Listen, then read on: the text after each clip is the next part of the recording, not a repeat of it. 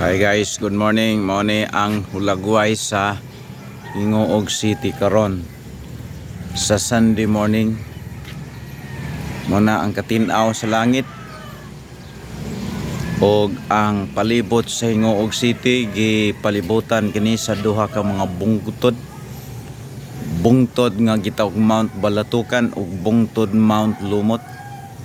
Ang luyo ni ini guys mo ni ang giila nila nga Claveria, Municipality of Claveria. Sige guys, atong ikuan guys ang camera para klaro nga makita nato ang hulagway sa Hingoog City karon nga adlaw nga Domingo. Mingaw kay guys oh. Buhay mga tao.